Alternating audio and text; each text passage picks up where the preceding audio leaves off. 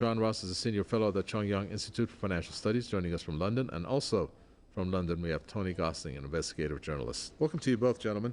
John Ross, let me first start with you. So we know that anytime the U.S. does this, it has ulterior motives, which are not too much of a secret, obviously, and that is that it's a provocation against China in a sense. What can China, or how should China react to each and every time that the U.S. sells military equipment? In this particular case, maybe it's noteworthy to talk about the types that were sold to Taiwan. Well, China should respond in the way that it's doing so at the present time, which is firstly to make it clear strategically that Taiwan is part of China, that is crossing the red lines of China and very, very dangerous for the United States to engage in the activity it's doing. And secondly, to continue to have a situation whereby the relation of forces is across the Taiwan Straits continuously moving in favor of mainland China and increasing its chances of reunification. I mean, in a certain sense, this sale of arms is ridiculous because Taiwan can't possibly defend itself against mainland China, and it's really the United States that is the only military force that's capable of intervening in this situation.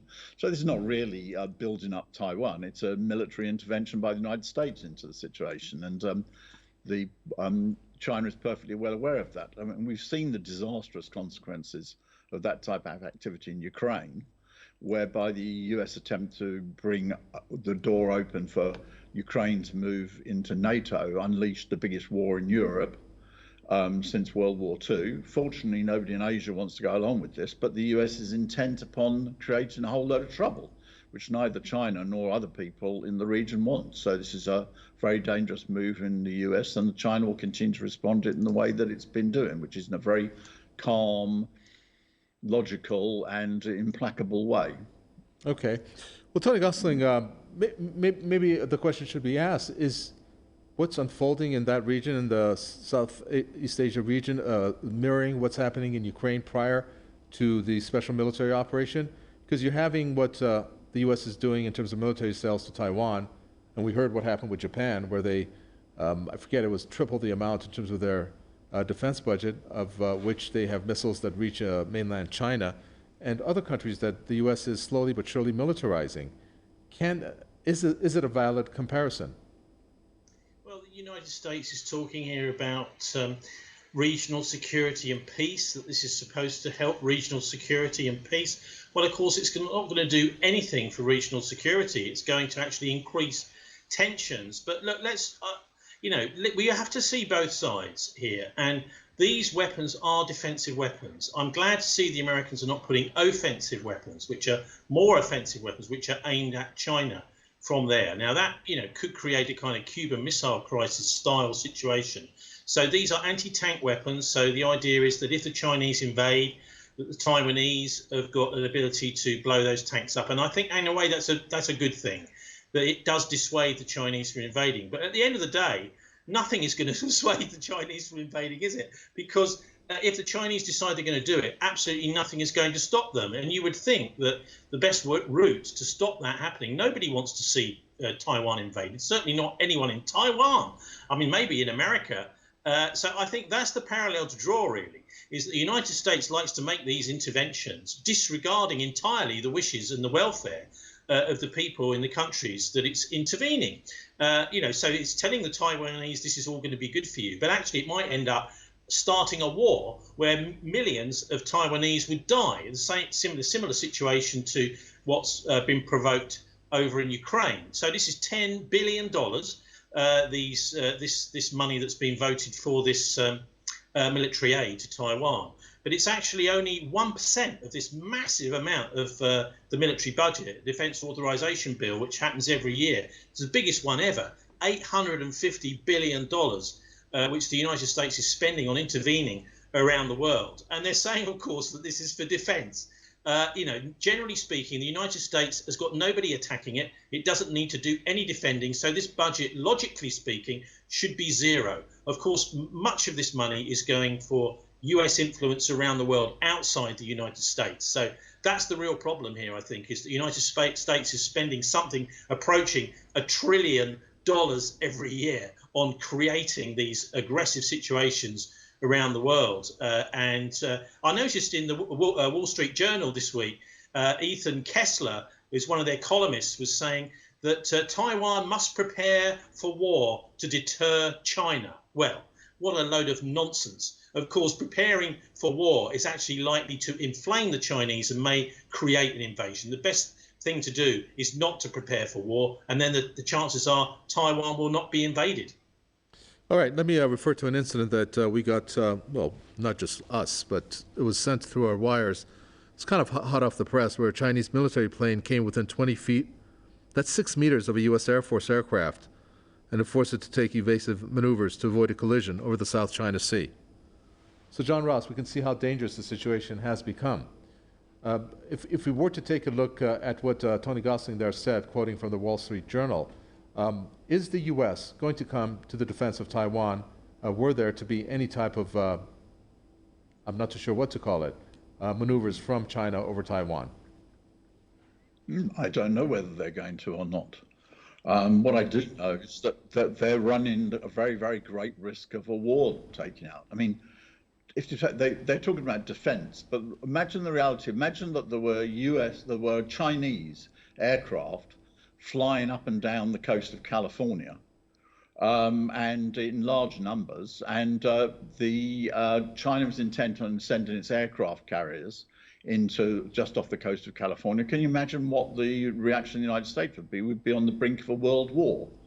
And this is exactly what the provocative way that the US is doing. I mean, it should be totally easy for the people of China, for the people of the United States to understand China's position. I mean, after all, who's considered the greatest American president? It's Abraham Lincoln. And if we put it in modern language, what did he do? He crushed the separatists.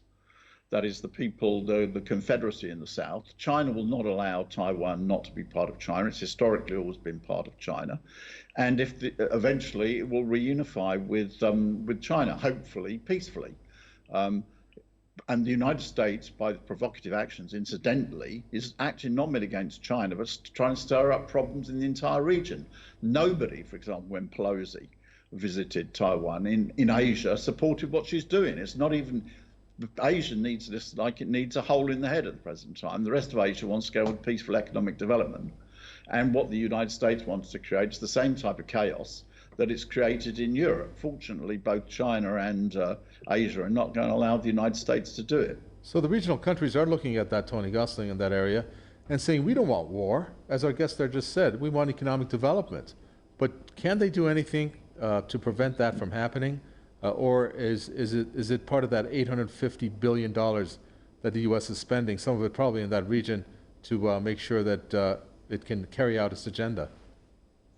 Well, I'm afraid you can't stick a tugboat, attach it to Taiwan, and tug Taiwan around and out of the Chinese sphere of influence, which is what the Americans seem to be trying to do. It's not possible, no longer, just as it's not possible to tow Britain out across the Atlantic away from the European influence or any other direction. These are basically, the geography means that you cannot, what's happened here is really, I think, history has lent us a terrible legacy, very similar actually to what the British left in India and Pakistan with Kashmir.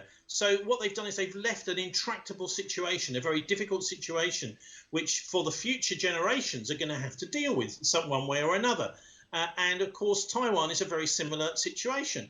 Why on earth did they decide that they wanted to occupy Taiwan, take it over? This is to create tension and provocations for the future. And I think that the US and the British over the centuries have, what they've done is they've done this time and time again, is that they have left a situation after a conflict where they know that they're thinking about the next conflict. And I think anybody that wants to understand what's going on with the US and China should watch or rewatch John Pilger's film, The Coming War with China, just to see the amount of effort the United States takes in order to provoke and in order to threaten China. So it's not surprising if the Chinese are making moves back in the other direction. Of course, you talked about the jet buzzing the warship. Now, look, a warship can't take evasive action when a fighter jet or a fighter bomber aircraft is approaching it at 700 knots. It's not going to take any evasive. It's not got time to do that. But this is the sort of tension that I think we're going to see more and more of as the US ramps up pressure on China. And for anybody that's not already seen it, please do sit and watch. It's about 3 hours long. John Pilger's film, all about the provocations that the United States has been doing over decades and decades against the Chinese, basically trying to wall them in, threaten them. And also, I mean, if you can believe it, they're trying to threaten cutting China off from world trade. Well, this is a really silly provocation. It's dangerous, and the US should be ashamed of themselves. They should, as I said, cut this 850 billion budget for provocations around the world down to zero, and we can all sleep safer every night. Okay. I don't know if that's going to happen. That's a good Christmas wish. All right, we'll leave it there. Thank you, Tony Gosling, investigative journalist, and thank you, John Ross, senior fellow, Pyongyang Institute for Financial Studies. Thank you to you both.